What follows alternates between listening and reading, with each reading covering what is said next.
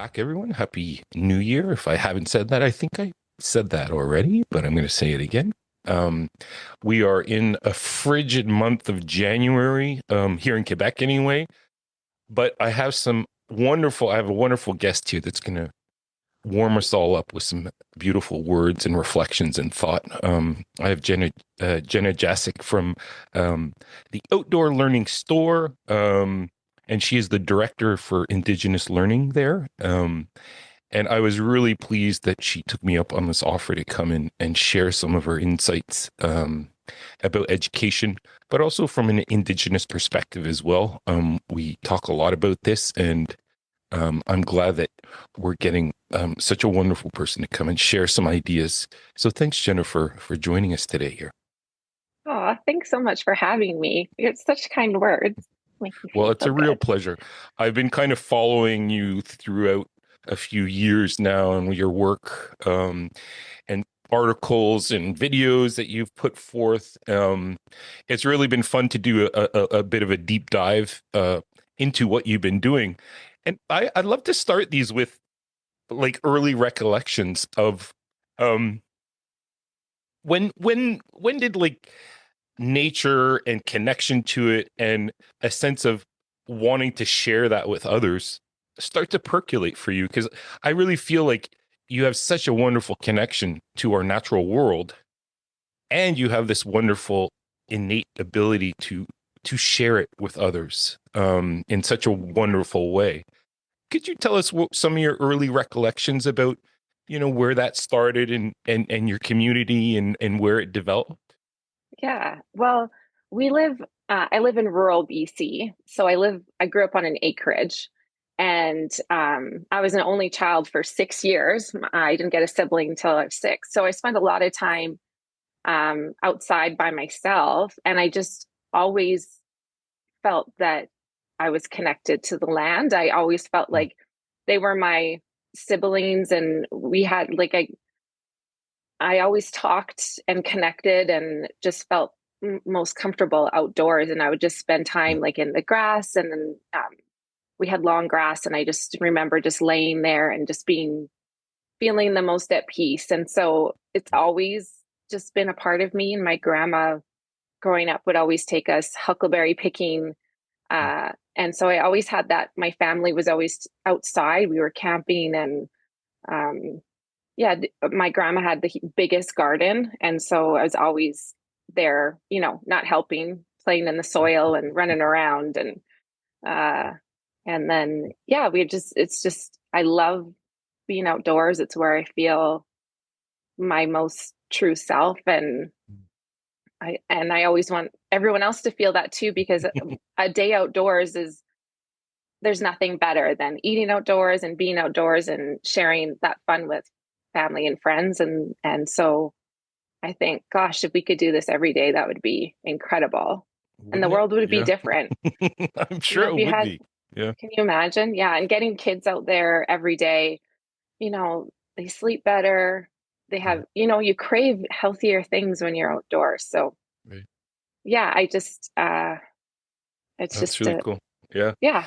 I often ask teachers too, like when we're doing outdoor workshops or bringing them outside to show them how they could bring their kids outside more, for them to recall memories of outdoor when they were young. And they Yeah. always have great stories of fort making and playing with friends and riding Yeah. bikes and outdoors, like I Yeah. love that idea of being consumed by the field and the wind and the Yeah. like, what a magical. And I reflect and I'm like, do you see your kids that sit in front of you every day having those same experiences? And oftentimes it's not. Hmm. There's like seems to be this less of a connection to Yeah. the natural world, yet we're going to be leaving these kids to be stewards of the natural world without much experience being a part of it. What do you Yeah. think's kind of transformed over, you know, a Well, handful I of think, decades here of this removal almost of our beautiful natural worlds that we have all around us? yeah, we're just consumed, I think, by the screens. Mm, And, they create more, I feel like more of a schedule, more of um, a routine of like being connected all the time that you don't.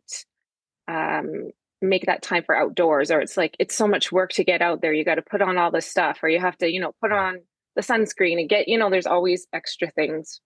But once you're out there, you're like, oh, why didn't I get out here sooner? And I think, um, yeah, I think it is the screens. Like my kids, um, if I were to say, you have a free day, what do you want to do? They're not going to be like, I'm going to go outside. They're like, let's get on a screen and watch TV or play a video game. So it's like, I understand.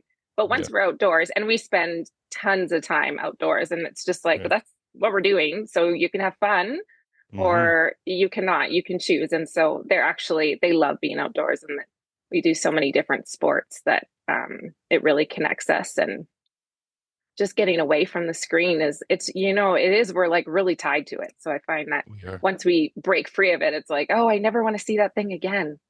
Right. Right. Yeah. Well, it seems too that that's starting to seep a little bit more into our schools anyway, where they're Yeah. some are trying to limit it and not have it in classrooms. And Yeah.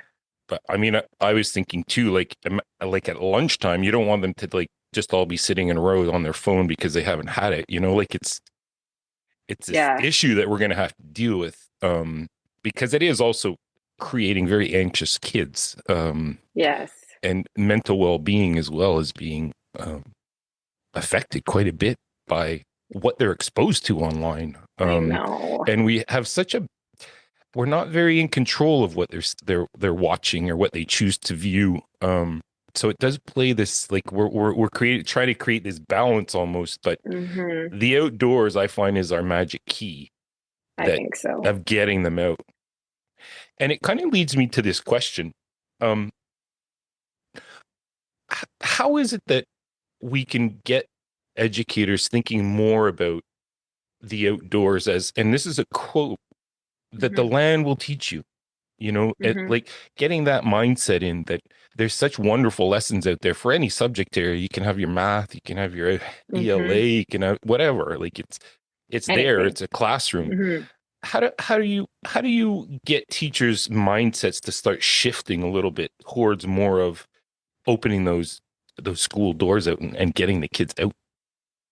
Well, I think the first step is just getting outside, even if Mm, it's in your field, like your school field, because there's insects and there's birds, and you do have what I've seen is lots of trees and bushes and plants. Like there is lots that you can kind of go and check out, and mm, something changes every day. mm, Um, but also, if you just kind of stop and are still for a moment, which is hard, um, but there is stories being told. You just kind mm, of have to take that breath and listen and look, use all your senses. And right, the first couple times I just let the kids explore, and because they're so contained in that square box that once they get out, they're like, oh my gosh, and just let them run free and be loud. And that's mm, the first step, is creating that relationship with the land, right? right. Um, you have to figure out what it has, and then what you can offer too. So Right, right. yeah, I think. And do you think that process is an easy process for teachers to go through once they realize the positive effects? Because you were mentioning it before too, that like the Mhm. sense of going outside, we see from research that behavior problems drop, right? Like Yeah. the anxious kids are much more free. The kids that used to Hmm. disrupt become leaders, or, Yeah, like it shifts I've so seen it. much. Yeah, Yeah, yeah, absolutely. yeah, Like if you're looking at through that lens, I just don't understand. Like I don't see how, as a teacher, and I was an old yeah, teacher as well. I mean, I taught for yeah, many years, that it wouldn't like be like, of course I'm going to do that. Like, why wouldn't yeah. I? Why wouldn't Um, I? what do you think that divide is that happens, that they kind of see it at a distance and it's not like a relevant, important thing to expose our kids to? Yeah, I think it's the stress, or the anxiety of getting everything in the curriculum done. That is kind Mm, of like, we'll go outside when we have time, but mm, you're never going to have time, right? Because we're always adding something else. Now you have to teach this or this, and it's really having to take that step and combine curriculum with the outdoors and making it part of the lessons, which is tricky at first when you don't know how to do that. Um, right, and so it's right. just, I think it's kind of accepting that your first lessons of being outdoors are not going to be the lessons that you have written down, because the exploration is going to be completely different wherever you are, because the land is Right, different wherever you are. right, But right. having that, giving yourself and your class permission to just go and play, I think, Hmm. because with Yeah, the play is learning. It's just different, right, than what right, we've been conditioned to believe. So it's just taking right, that step. You guys can do it. I believe in you all. right. That's it. That encouragement too. And I like Yeah. the idea too of small, like start small, like get to know your Just, yeah. path, like Yeah. your patch where you are and your space Exactly. and what Yeah. kinds of things you might want to observe. I can see the intimidation, for example, like for science and math, like where the content is so heavy. But Yeah. I also think at the same time, once you open those doors up to science and math outside, it would just seem Yeah. like a snowball effect that would start Oh to my happen because you gosh. would start to be like, oh, observe that and that Yeah. connection to this and like um what are other than encouraging, like do you have some examples that you've seen throughout where you were like they're getting it. Like Yeah. these are some really great ways that you could start to open up your classroom. I think the easiest is always, with art or with creating for younger, like creating homes for animals. I think those are just, kids get so excited. Let's create a Mm, beautiful home for a little mouse that might come here or an insect, what type of animals might be out in this area. That's always super fun for the little ones. And then using the materials you have in your area and creating some sort of art of outside that really just gets, you're collecting and thinking, and the creativity is really important when you're outdoors. That artistry and imagination really kind of gets you very connected with what you have, and mm, that's where I would start is those okay. sorts of things. And Yeah, also, those are yeah, great just examples. observing what you have, like the colors with the seasons, they always change, the animal colors change. Mm, um yeah, yeah. animals, plants, and insects, they're always so fun for kids and for me. I Yeah, always think yeah, what's going to be fun for me is going to be fun for them. I was for sure. Yeah. Yeah, I yeah, remember we were working with some teachers and they wanted to look at animal hibernation, and that yeah, brought up, and then we started testing how much they insulate, and yeah, like I said, so like once fun. you start going, right, and I know. we had these little thermometers we put inside and measured outside, and then put them Yes, inside and looked at the differences and gathered the data on it, and yes, like when I say the ball starts, the snowball starts yeah, happening. Well, I'll use a winter term. yeah, It love it. really does, right? Like, but you have to have that openness to like, I'm going to try, and I'm going to try it again, and then I'm going to Yes, try it again. exactly. Doing it one time never is sufficient, No, really, right? You just get your toes no. wet a little bit. And Yeah, that's your first time to just say, okay, here I am now. What can I do next time to make it better? I'm right, always about fun, right? Like, what right. can we do to make it more fun? Because that's when I learn best. That's Yeah. it. That's it. No, that's really cool. Yeah. Um, so you're new to, are you fairly new to the learning here, to the outdoor learning stores, school and store? Is that a new position that you've taken on lately, Jenna? Well, I've been a part of the school and store for about 5 years now. But I was kind of what was the word that I would like, not advocate, but I can't think of the word, but I would always, be looking at resources and Right. vetting them to see. And I would be on, we created the Truth and Reconciliation Every Child Matters Challenge, I think in Okay. 2021. Mm, And so while I was working my other job, I was also being a part of this amazing store wow. and school. Yeah, Yeah. it's, Oh, I it's love so, it. I've it's attended amazing. numerous webinars and like the numbers of teachers you guys get to these, it's like amazing. Like it's, It always floors me every time I I see the know. numbers going up. I'm like, are you serious? I This is know. okay. People Such like a far this. reach. Yeah, absolutely. Yeah. Well, there's great guests on it. I like the free part and that it's for us, it's a Yeah. little bit after school because we're like three Right. hours ahead of you guys. Yeah. Um, so it's always been like sensational. Like, and Aw. some of the people that I've reached out to as well, just to grow our community, because Yeah. Quebec's still like, we're just in our Yeah. baby phase right now of getting, Yeah. exploring outdoor learning for our youngest, for our kids. Um, what was the point behind like the 4 seasons of Indigenous learning? What was the crux behind that program? Because you are one of the organizers of it. Um, Yeah. what's your intent behind someone participating in this amazing courses? I mean, they look super. I'm foundations of knowledge, learning from the Yeah. land, Yeah. building reciprocal relationships. I mean, all these Yeah. amazing things. Like, what was the starting seeds of this program that you offer to Oh my God. Well, the people? I've been a teacher, like I graduated when I was 22, so it was like Mm, 15 years as a teacher, and I didn't really get to share my story, my past, and the brilliance of my people. And yeah, so that was always, I always was like, oh, I wish there was this course, or I wish this person could share, or there, I always wished there was more.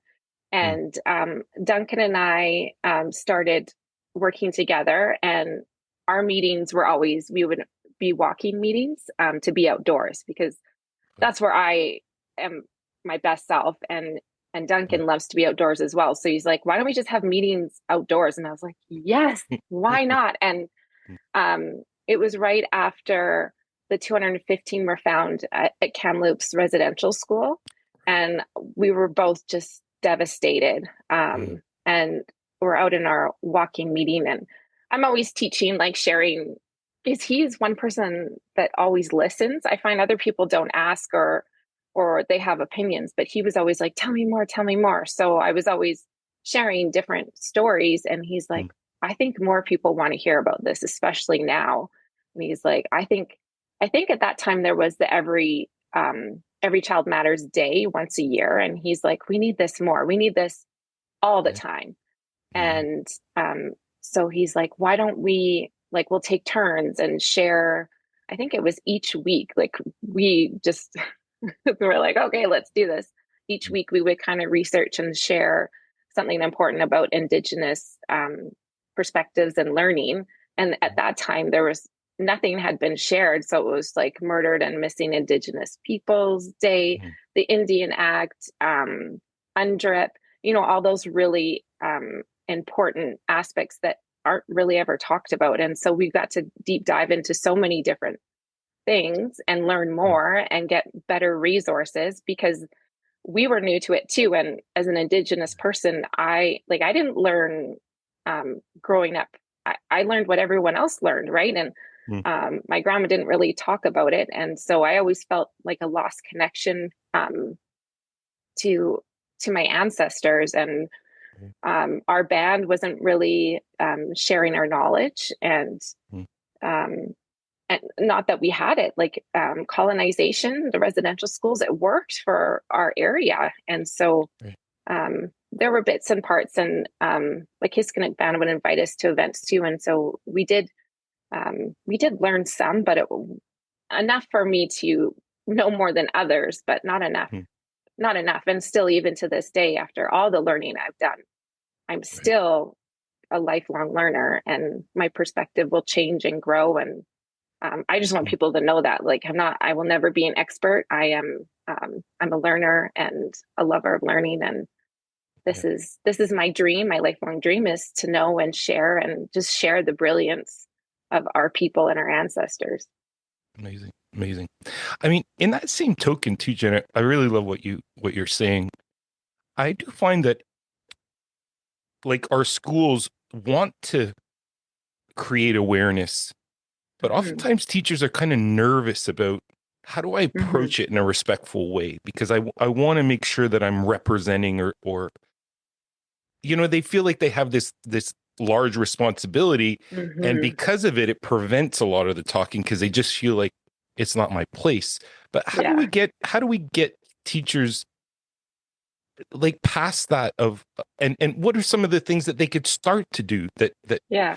would help with making the truth aware, Yeah. let's just start there, like where the truth, what happened in the Yeah. past, so that our kids know that, so that they can carry it on. History is only as strong as the stories that we continue to tell. What Exactly. what would your orientation be for teachers that are looking to incorporate more into their class and creating more Mm-hmm. awareness, telling some of the stories maybe, or reading the books Mm-hmm. of the stories that were told? Mm-hmm. Um, can you shed a bit of light onto that? Because I know a lot of Yeah, teachers I talk to have that sense of they really for want to sure. do something, but beyond like the land acknowledgments, they're like, I just don't have the authority, nor do I want to Right. misinterpret. Exactly. No, I Mm, totally get that. What I've learned and where I feel most comfortable and safe with is just talking with the local Indigenous communities, mm, checking in with them. Um, go on their website because a lot of the time they have all this amazing knowledge. They're mm, sharing stuff right on there. That's a public site, right. and um, they'll have an education person and a cultural person that you can talk with. They'll Mm, have resources, or it will say like send you to somewhere. And I'm so grateful. Many Indigenous communities are saying check out the outdoor learning school. That just like fills my cool. heart because Right. we do make sure that everything that we have is vetted by Indigenous people Mhm, and more than one from different communities, different areas. And so because we want to have something that is that people think Indigenous people think this is quality, this is exceptional, and that's what we strive on. mm, But go with your local communities first, and visibility, creating mm, relationships. So anytime there's an event with Indigenous people, show up, and that's mm, then um, parents are going to say, and grandparents are like, isn't that your teacher over there? And it's like, oh my gosh, my teacher's here. That mm, builds, that starts the, it's not quick. It takes mm. time. And Yeah. you know what? Everything takes time and we have to accept that. And it's okay. You're Mm, doing every step. It's not going to, you can't just jump in and be like, I'm going to do this now. right. You create those relationships that are the most important, and they'll share what they have. Now, some areas we're working on healing ourselves and Mhm, our community members and learning about our own culture, and so we don't have much. And that's when you look at um, people in the same, there's nations and there's tribes and there's bands, communities. You start with your local. If there's no information there, then you kind of branch out and see um, what other communities from the same nation are. mm, So I'm Sequetan. mhm, There's 17 fires, which means there's 17 bands, and we have the Secwepemc Nation Tribal Council, and it has a lot of information that's from all of us, and so you can kind of find a bigger place if you can't find the local things. And then there's also anything that's published by Indigenous people um, is out there. It's yours mm, to use, but I would always check with the education person first because sometimes someone goes rogue and mm, share some things that the community doesn't agree with. You got to be careful about that.